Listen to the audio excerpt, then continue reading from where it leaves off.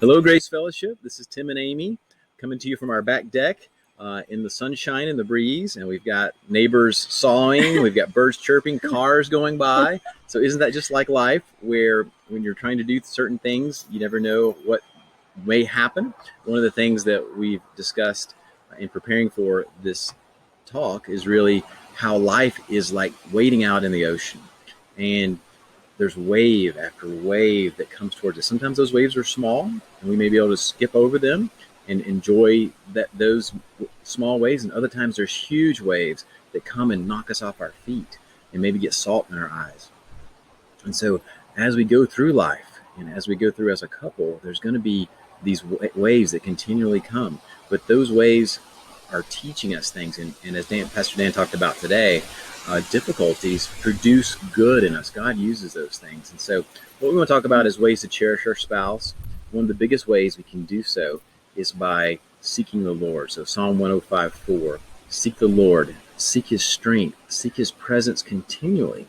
And so if we're seeking the Lord, and we are going to be drawing closer to him, and if we're closer to him, our relationships are also going to be stronger. I know when we're talking about going through difficulties, one of the things that has helped me feel cherished by Tim is when those waves have knocked us down and maybe we're both gasping for air and we're in a place that we don't know what to do.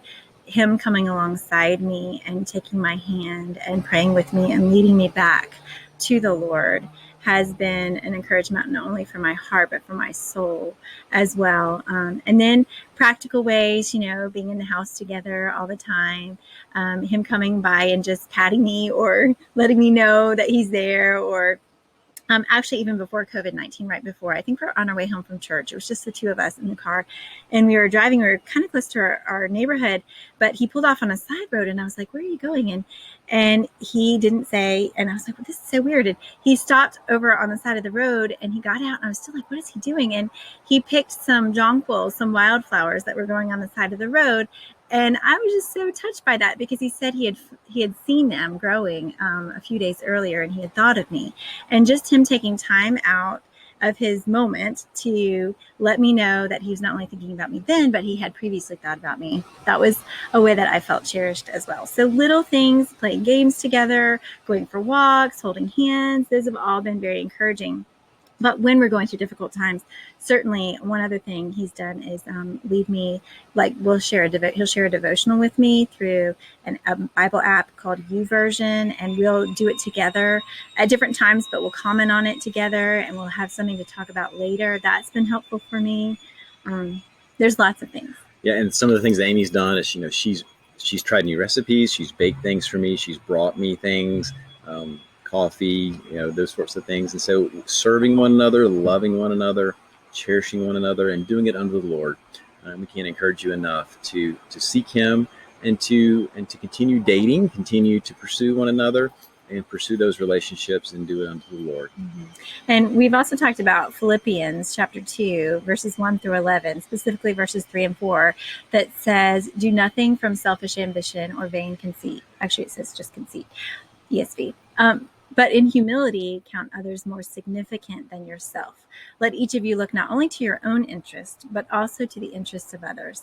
And that goes on to talk about Christ. And really in our marriage, one thing that we pray that we do when we strive to do is to build a crescendo, just like that passage does, exalting Christ. And so we do it imperfectly, but we continually seek him, and then we want to magnify him through our lives by serving one another and modeling that for our children and modeling that for others, and pray that he will ultimately be exalted in this. And another passage comes to mind is 1 Corinthians 13, talking about love and how love is patient and kind, and it's not irritable or resentful.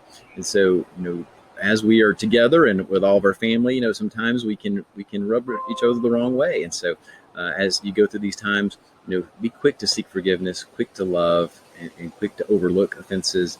And then if there's things you got to work through, then work through those things. But enjoy this time together and continue to seek the Lord. Thank you for listening, and we hope you're encouraged. And give each other a hug if you're huggers.